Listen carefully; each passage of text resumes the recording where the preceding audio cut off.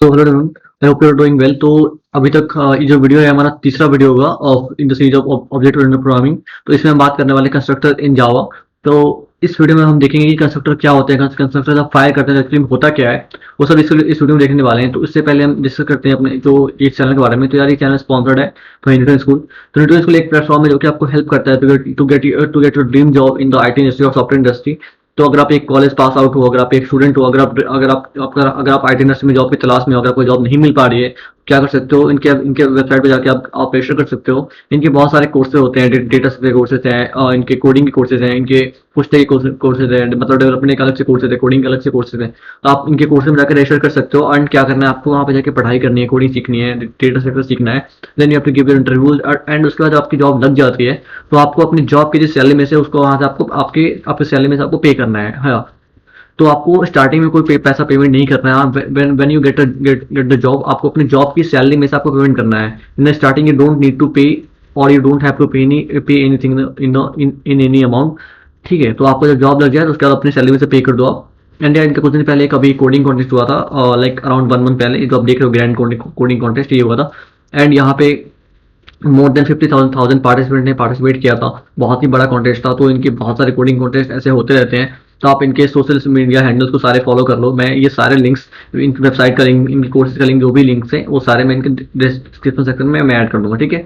And अगर आप एक फीमेल कोडर हो तो आपके लिए बहुत सारे बेनिफिट्स हैं, बहुत सारे पर्क्स हैं, तो वो सारे चेकआउट कर लेना आप। तो आप लोगों के लिए, फीमेल्स के लिए अलग बहुत सारे एडिशनल बेनिफिट्स हैं यहाँ पे, वो सारे चेकआउट कर लो। एंड इनका एक नया बैच स्टार्ट हुआ है in the full stack development. तो फुल स्टैक डेवलपमेंट क्या होता है, ये आप मेरे स्क्रीन पर भी देख रहे हो, जो आपको अभी जो पेज दिख रहा है। तो यार ये ना ये फ्रंट एंड, इसको हम फ्रंट एंड कहते हैं कोडिंग की लैंग्वेज। जो आप मतलब जो दिख रहा है आपको यूआई फ्रंट एंड है। एंड इस पे जब मैं क्लिक करूंगा, इस पे जब मैं क्लिक किया मैंने, अब मैं यहाँ पे आ गया, इस पेज में आ गया। तो ये बैक एंड है, मतलब मैंने यहाँ पे क्लिक किया और ये वाला पेज खुल गया। तो ये बैक एंड है। ठीक है। तो ये ऐसे ही है। तो आपको plus front end plus back and ये दोनों मिलकर फुल स्टैक होता है, मतलब वेबसाइट डिजाइनिंग होती है बेसिकली। तो इनका अभी एक कोर्स स्टार्ट हुआ है जनवरी में ऑफ फुल स्टैक डेवलपमेंट। तो आप चाहो तो चेकआउट कर सकते हो। अभी वो बैच स्टार्ट हो गया है मे बी। तो इनके हर वो फुल स्टैक वाले बैच हर मंथ में स्टार्ट होते रहते हैं। तो आप उनको चेकआउट कर लो एंड आपको अच्छा लगेगा ज्वाइन कर लो। ठीक है। तो सारे लिंक्स पहले से डिस्क्रिप्शन सेक्शन में एडेड है, वहां से आप चेकआउट करो। ठीक है। तो फिलहाल हम इस वीडियो में चलते हैं जो कि हमारा कंस्ट्रक्टर के ऊपर। तब जानते हैं कंस्ट्रक्टर होता क्या है और कंस्ट्रक्टर हम क्यों यूज करते हैं। तो यहाँ पे हम देखते हैं अपना स्टूडेंट क्लास कंस्ट्रक्टर्स कंस्ट्रक्टर्स इन जावा। ठीक है।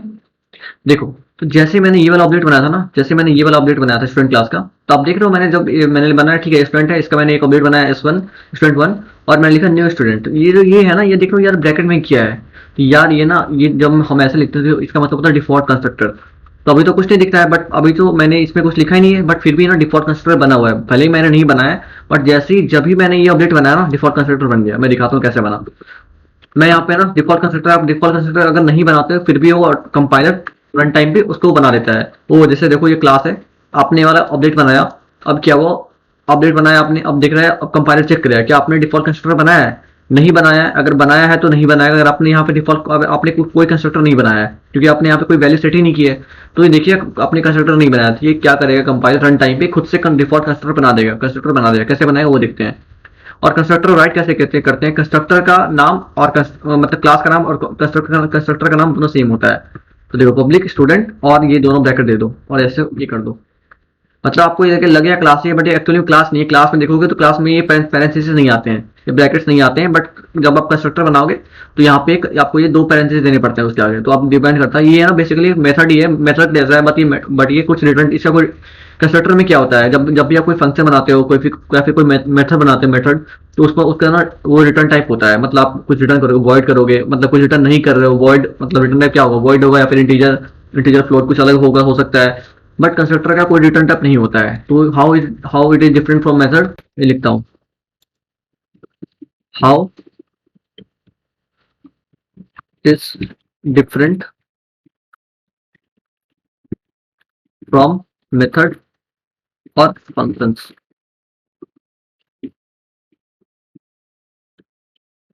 इन method in method in method और फंक्शंस, यहाँ मैंने लिखा ना मेथड और functions. We have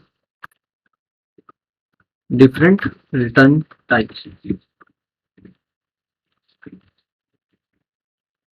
But in the case of constructors,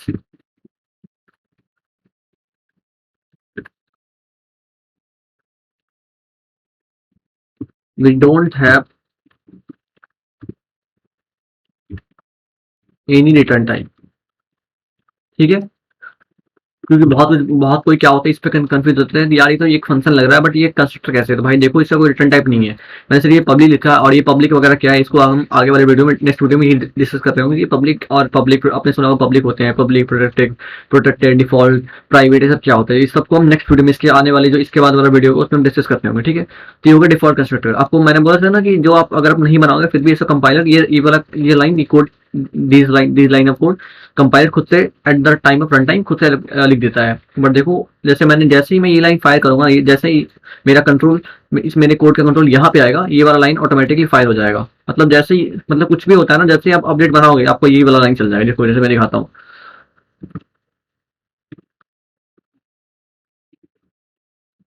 constructor fired. ठीक है, देखो मैंने तो प्रिंट वगैरह यहाँ पे किया है, मतलब मेन तो मेरा यहाँ से स्टार्ट हो रहा है।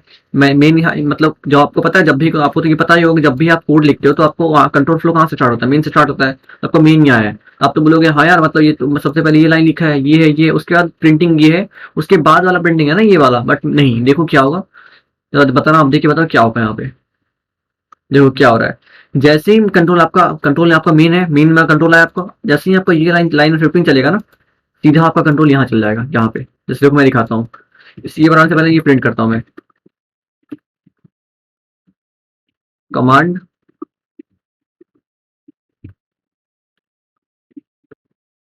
Eight line 15। अभी आप लाइन 15 पे हो, देखना। सबसे पहले आप यहाँ पे आए, लाइन 15 पे आए आप, उसके बाद आपने जैसे ही आपका लाइन 16 चला ना, ये वाला कंस्ट्रक्टर बन के फायर्ड हो गया। देखो डिफॉल्ट कंस्ट्रक्टर आपका फायर्ड हो गया।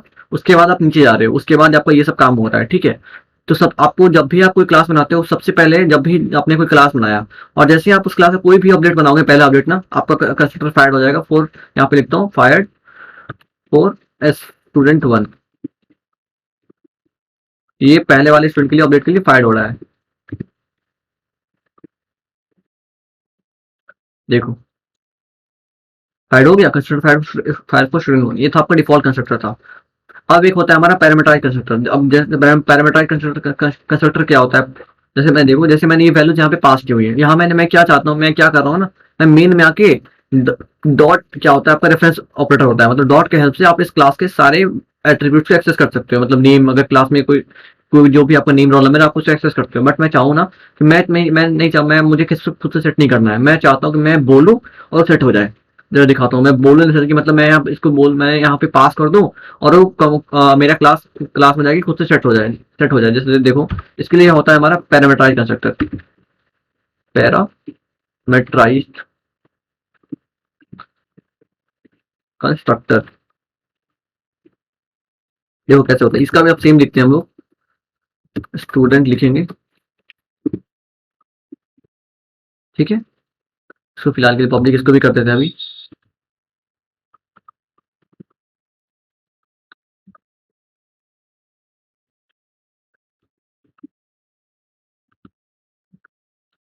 एक मिनट। ठीक है, अभी एरर दे रहा है, क्यों बोल रहा है कि ये देखो क्या एरर दे रहा है यहाँ पे, duplicate method student in type student. मतलब मैंने यहाँ पे पहले से बनाया हुआ है, मैं सेम नहीं बना सकता। अब मैं क्या बोलता हूँ, यहाँ पे मैं ना ये सारे एट्रीब्यूट्स को एक्सेस करता हूँ। देखो, मुझे यहाँ पे नेम चाहिए, स्ट्रिंग नेम को मैं एन से बोल रहा हूँ, ये नेम है। अब मैं क्या बोलता हूँ, इंटीजर को मैं रोल नंबर बोल देता हूँ, रोल नंबर हो गया। अब मैं बोल रहा हूँ इंटीजर एज है, मेरा एज हो गया। अब देखना, मैं स्ट्रिंग को, स्ट्रिंग एड्रेस को मैं बोल रहा हूँ स्ट्रिंग एड्रेस, एड्रेस।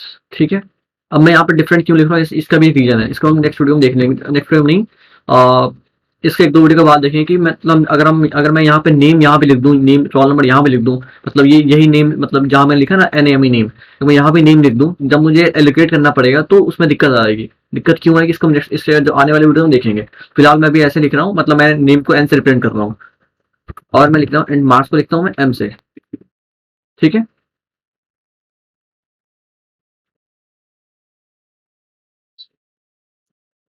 ठीक है, मैं लिखूंगा इंट एम लिखूंगा यहाँ पे, मैं लिखा एम। अब देखो, अब मैं क्या बोल रहा हूँ कि नेम में जो आपका नेम है, इस वाले नेम में जो वैल्यू आ जाएगी ना वो यहाँ ये एन आ जाएगी। देखो मैंने बोला एन। अब मैं बोल रहा हूँ रोल नंबर में जो आपका ये रोल नंबर है ना वो आ जाएगा, ठीक है।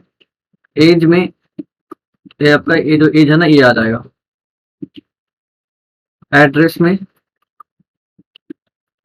ये जो आपका एड्रेस है ना ये आ जाएगा, ठीक है। और देखो इसके अलावा क्या है, और आपका क्या है इसमें मार्क्स में, मार्क्स में आपका एम आ जाएगा। देखो ये आ गया आपका एम। इसके मैंने क्या किया, एक कंस्ट्रक्टर बनाया जहां मैं ये सारी वैल्यूज पास करूंगा और ये ऑटोमेटिक सेट हो जाएगा। अब जरा देखते हैं कैसे होता है। इसका फिलहाल क्या, अभी मैं ना इसको कमेंट आउट करता हूँ एंड यहाँ से ना एक कंस्ट्रक्टर अपना फिर से अपडेट बनाता हूँ। S1 मैंने यहाँ बना लिया है। अब मैंने इसको जरा नहीं करके ना यहाँ मैं कुछ नेम पास करता हूँ। नेम में क्या होता है, पास करता हूँ अमन। इसका फिर अमन बनाया, इसका रोल नंबर क्या है 1 देता हूँ। इसका एज कितना है 18 दे देता हूँ। 18 था ना, 18 देते हैं। और इसका क्या है, एड्रेस क्या था, दिल्ली था। और मार्क्स कितना था 0 फिलहाल में स्टार्टिंग में। और दिल्ली यहाँ पे स्ट्रिंग में आएगा तो ये कैपिटल कोर्स में आएगा यहाँ पे, ठीक है। अब देखो जरा हो गया, ठीक है। अब मैं इसको फायर करता हूँ। मैंने ये पहले डिफॉल्ट कंस्ट्रक्टर था मेरा, डिफॉल्ट को मैंने हटा के मैंने इसको कर दिया पैरामीटराइज। डिफॉल्ट हमेशा आपका जब भी आप कोड करोगे, आपका जब भी आप अपनी क्लास में कोई भी ऑब्जेक्ट बनाओगे, आपका डिफॉल्ट कंस्ट्रक्टर फायर होगा ही होगा। तो मैंने आप पैरामीटराइज बनाया, इसको मैं रन करता हूँ। अब देखो सेम लाइन है, ठीक है। अब देखो मैंने यहाँ से ये पास किया, मैंने इस लाइन को मैंने कमेंट आउट कर दिया, ठीक है। मैं यहाँ पे खुद से सेट डॉट करके मैं सेट नहीं कर रहा हूँ, मैंने यहाँ वैल्यूज पास कर दी अमन ऐसे करके। अगर आपके पास एक दो वैल्यू और होती, मतलब स्कूल कहाँ पे है उसका एड्रेस, तो आप यहाँ पे सेट करते पैरामीटराइज कंस्ट्रक्टर में। और यहाँ पे आप जैसे वैल्यूज पास करोगे ना, आप देखो आपका आपके स्टूडेंट वाले क्लास में उसके उस एट्रीब्यूट्स के लिए सारे वैल्यू सेट हो जाएंगे। देखो हो गया है। तो यही था आपके जावा दो टाइप होते हैं कंस्ट्रक्टर, एक होता है डिफॉल्ट कंस्ट्रक्टर, एक होता है पैरामीटराइज कंस्ट्रक्टर, ठीक है। तो पैरामीटराइज कंस्ट्रक्टर क्या होता है कि वैल्यू सेट करने के लिए at the time of run time, अब यहाँ से वैल्यूज पास करो और ऑटोमेटिकली सेट हो जाएंगे। बट यहाँ पे डॉट करके भी सेट हो, अगर आपको नहीं वैल्यूज आप चाहते हो तो आप खुद से हार्ड कोड करके सेट करो। ये भी हार्ड कोडेड है वैसे वैसे, अगर आप चाहो तो ले सकते हो, बट मैंने यहाँ पे क्या किया है, जैसे आप मैच अगर आप चाहो तो स्कैनर बना के यहाँ पे आप ये वैल्यूज ले सकते हो और यहाँ पे इनको पास करोगे तो सेट हो जाएगा, ठीक है। तो यही था आपको कंस्ट्रक्टर के बारे में। डिफॉल्ट कंस्ट्रक्टर था एक हमारा, और दूसरा था पैरामीटराइज कंस्ट्रक्टर, ठीक है। तो आई होप आपको ये सारे वीडियो समझ में आए होंगे, और आपको अच्छा लगा तो कमेंट डाउन कर लो। जो भी आपको डाउट है तो कमेंट करके पूछ सकते हो, ठीक है। Thank you so much.